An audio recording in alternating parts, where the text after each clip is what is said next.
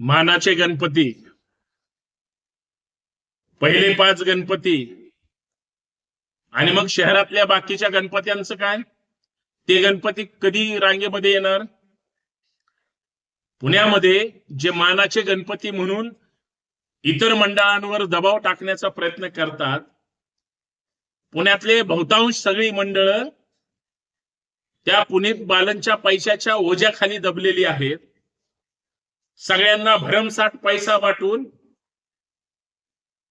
श्रीमंत भाऊसाहेब रंगारेंनी जे गणपती उत्सव लोकांना एकत्रित करण्यासाठी सुरू केला, ज्या गणपती उत्सवाचे जनक म्हणून भाऊसाहेब रंगारेंकडे पाहिलं जातं, तो गणेश उत्सवच पुनीत बालन उत्सव झाला की काय असं सुद्धा म्हणायला लागेल. जिकडे तिकडे बालन बालन बालन. मला वाटतं सगळ्या गणपतीचे नाव आणि चेहरे बदलून आता बालन साहेबांचा चेहरा लावावा लागतो की काय, इतकी भयानक अवस्था सध्या पुण्यामध्ये झाली. आणि त्याच्यातून आता जे मुख्य मंडळ आहेत, जे प्रमुख मंडळ स्वतःला म्हणून घेतात आणि ते विसर्जनाच्या दिवशी उशिरा सुरू करून रात्रभर सगळ्या गणपती मंडळांना ताटकळून ठेवायला लागतात. खर तर गणपती विसर्जनाच्या मिरवणुका विनाकारण दिवस रात्र चालून, उत्सवाचे दिवस असतात, विसर्जनाचा दिवस असतो, हे सगळ्यांना माहिती आहे. परंतु लोकांच्या उत्साहामध्ये लवकर सुरुवात करून जर लवकर त्या ठिकाणी समारोप झाला तर प्रत्येक पुणेकर हा सगळा विसर्जनाचा तो उत्सवाचा काळ अनुभवून घरी जाऊ शकतो. मला आज ज्या मंडळाने महाराष्ट्रासमोर, पुण्यासमोर, पुणेकरांसमोर येऊन त्यांनी जो निर्णय घेतला की आम्ही सगळी पुणे शहरातल्या पेठांमधली, कारण ही सवय आता मुंबईला इतर ठिकाणी सुद्धा लागायला पाहिजे, की आम्ही सगळ्या मंडळांनी हे जे मानाचे वगैरे जे गणपती सो कॉल्ड हजारो कोटीचे मालक आहेत मंडळाचे, त्यांचे सगळे ट्रस्टी, यांना आमचं सांगणं आहे. ते म्हणतात की आम्ही सकाळीच लवकर मिरवणुकीला सुरुवात करणार, ह्यांचे यायच्या अगोदरच आम्ही विसर्जन करून रिकामे होणार, आम्हाला विनाकारण वेटीस धरू नका. 60-70 गणेश मंडळांनी आता या सगळ्या लढ्यामध्ये पुणेकर म्हणून मंडळांनी सहभागी सुद्धा झालेले आहेत.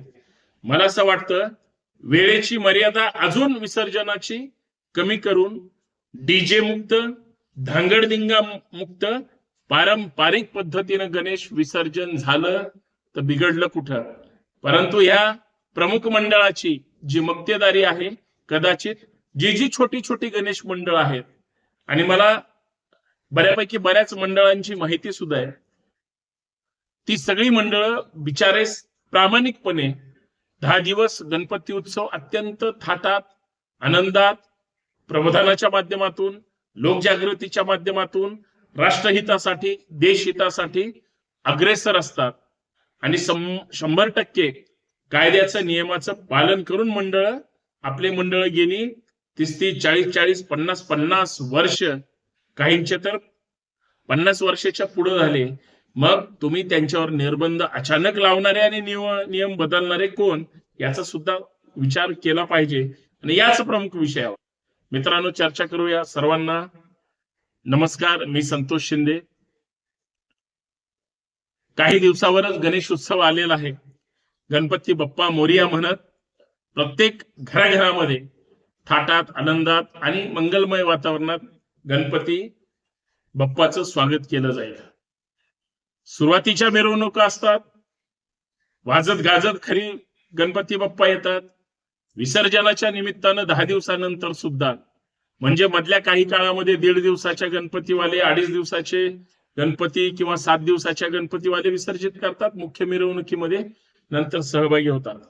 पुणेकर म्हणून जे पुण्यात वेगवेगळ्या पेठांमध्ये, दुकानांमध्ये कामाला असतात, हे सगळे जे बाहेरची मंडळी पुण्यामध्ये युपी, बिहार आणि इतर भागातली आहे, या मिरवणुकीच्या आणि इतर उत्सवाच्या याच्यामध्ये ते बघण्यासाठी शहरांमध्ये सहभागी होतात, जमा झालेले असतात.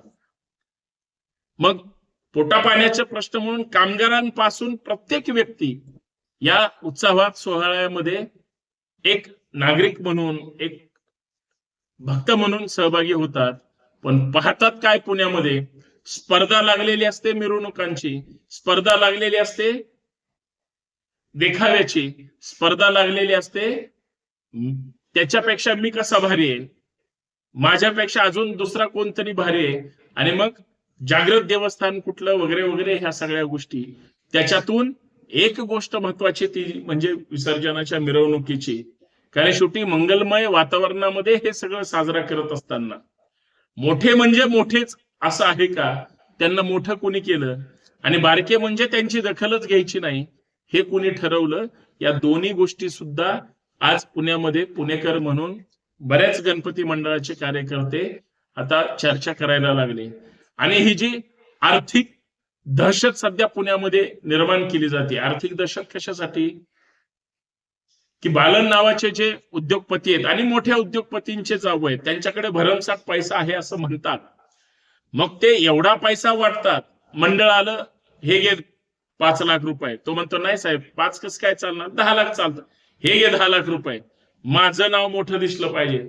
मग त्या मंडळाच्या अहवालापासून, त्या मंडळाच्या स्वागती कमानापासून तिथं जो रनिंग त्या ठिकाणी ऍड केलेली असते, त्या सगळीकडं ऑक्सिरिच किंवा पुणेत बालन ग्रुप किंवा पुणेत बालन गणपत उत्सव अशाच पद्धतीनं त्या ठिकाणी साजरा केला जातो.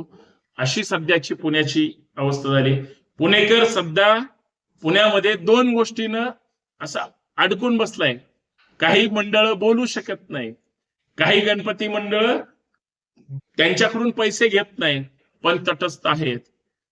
जी मंडळ मोठी आहेत आणि ज्यांचे मोठ्या नेत्यांसोबत, राजकीय नेत्यांसोबत बरोबर कनेक्शन आहेत, अशी मंडळी बघा बारकाईनं, अशी मंडळी मग त्या बालांकडे बरोबर सेटिंग लावतात, त्याच्याकडून 10-20 लाख रुपये प्लस त्याच्यावरच रक्कम घेतात आणि त्यांचे उत्सव साजरे करतात. मग वर्गणी मागतात, मग जाहिराती घेतात वगैरे वगैरे, सगळं सगळ्यांना माहिती आहे. पण या सगळ्या गोंधळामध्ये त्या गणपती मंडळांची इच्छा काय आहे, मागणी काय आहे, त्याने किती दिवस घरात बसूनच किंवा मंडळाच्या तिथूनच चर्चा करायची. पण आज ही सगळी मंडळ आपलं मत, भूमिका मांडण्यासाठी ज्यावेळेस प्रेस समोर आली पुण्यामध्ये, खरं तर गणपती मंडळांमध्ये सुद्धा आता अस्वस्थता निर्माण झाली. कारण त्याच्यासाठी 2 कारण आहेत. एक तर बारक्या मंडळांना दाबलं जातंय, त्यांच्या कार्यकर्त्यांना दाबलं जातंय, आणि दुसऱ्या बाजूला श्रीमंतच होत चाललेत.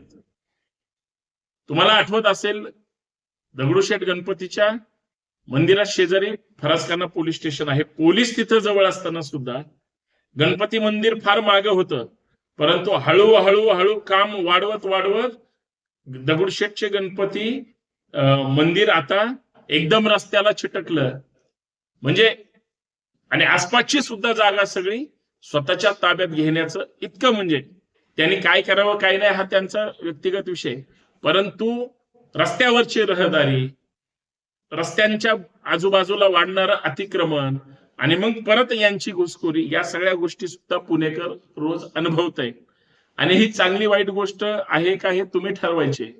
परंतु या सगळ्या ह्याच्यामध्ये लोकांच्या श्रद्धा, निष्ठा हे कुणाशी निगडीत आहेत, लोकांनी कशा पद्धतीने केलं पाहिजे, आणि पुण्यामध्ये काय चाललंय, पुण्यामध्ये कोण कोणाला विकत घेतंय, पुण्यात कोण कोणाची स्वतःची मक्तेदारी वाढवण्याचा प्रयत्न करतंय, या सगळ्या गोष्टीबद्दल या ठिकाणी मी चर्चा करण्याचा प्रयत्न केला. विनंती एवढीच आहे, पुणेकर आहात किंवा तुम्ही कुठल्याही कानाकोपऱ्यातले असू द्या, हा व्हिडिओ त्या जबाबदारीनं जास्तीत जास्त शेअर करा.